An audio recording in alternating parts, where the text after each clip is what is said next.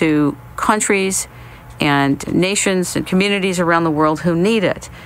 And in so by doing, he has really introduced the fact that there is no need for thirst at all. Not only is there the privatization of water heading very quickly down the line around the world, but also privatization really doesn't have to be, because the shortage we think we have doesn't really exist. It's just that we're used to looking in a different place for drinking water. So that's really important information. If you walk around and you don't know that as a frame of reference, you get hooked into the geopolitics of the fight and the tremendous attempt to own and control water and practically everything that the earth has to offer. So we want to offer it up again, that the Bill Cox interview on primary water will be available on the website in a few days to order as a CD. And also we want to invite you to go ahead and order it because it helps support the show. This show is based on attraction, not even really promotion. It is based on a whole other translation, part of magnetism, and it is a resonance of magnetism. And so we really want to invite you to take part in that, in creating a beacon with us to bring new knowledge and ancient knowledge that's always been there, but that has been buried or forgotten or blocked to the common person so that we have more dominion and freedom to make choices.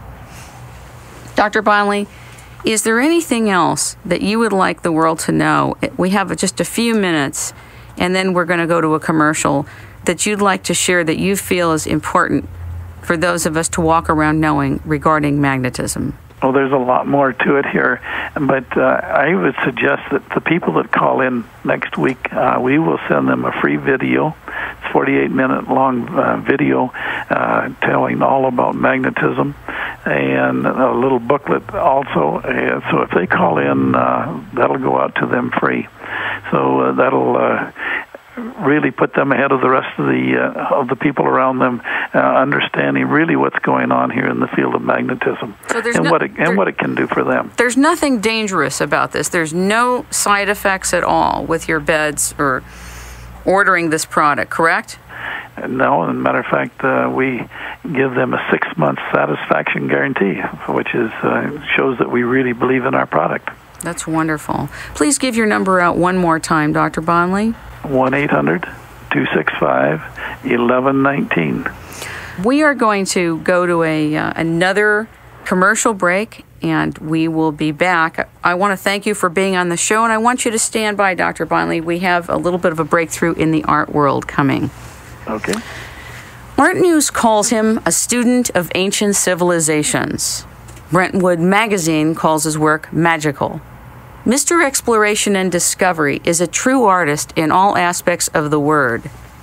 His timeless art calls him to venture out on scientific and artistic expeditions into the Southwest to seek clues to ancient civilizations and the mysteries of the ages. Meet this ancient soul who brings us surreal landscape art from other dimensions, as only John Oberdorf can bring you his brand of initiatory art. Ladies and gentlemen, the Rainmaking Company proudly presents John Oberdorf. Good morning, sir. Good morning, Kim. You know, when I first saw your work in the Sumitomo Bank many years ago, I was so struck by the presence of the landscapes that were up all over their walls. And I said to myself, I want to represent that guy. That guy really has something with landscapes. And I have never visited a bank so much in my life. I don't even like banks. I was going in and going in and going in, and it took me a while. They were withholding your number from me, and finally I got a hold of it. The Rainmaking Company is offering giclées of John Oberdorf's, one of many of his paintings to come, called The Deep Gods. And before we even talk about the deep gods, we have a gentleman here, John, who is the pioneer of giclées. His name is Jack Dugan. And Jack Dugan has popped in on us this morning to introduce himself to you in the audience, and also to talk about what a giclée is, just a few minutes, and then we want to hear from you about the deep gods. Ladies and gentlemen, welcome the inventor and pioneer, Jack Dugan. Good morning. Good morning. Thank you for being here. Thank you very much for having me. You have surprised John Oberdorf, I'm sure. Well, I was struck by his work. It's phenomenal work. The giclée actually is a fine art print that is created with digital output. It's intended to be a word that was created for the reference of fine art. Mainly because traditional printmaking has always gone back to serigraphy, stone lithography, woodcuts, linocuts, etchings, photogravure. All of these, at one time or another, were used simply as a means of communication, getting the written word out to the public, or somehow getting some representation of an image out to the public in a multiple form so that more people could see it. As like the Gutenberg Bible. The printing was developed for that purpose of getting the Bible out to many people instead of having monks transcribe them for centuries. So the form of printmaking has always been used by artists to be able to take an original so that they don't have to repaint it 100 times for the people, all of whom want it and stand in line to buy them, to be able to provide prints so that economically it makes sense to the artist, and at the same time it allows the artist to be working in another medium.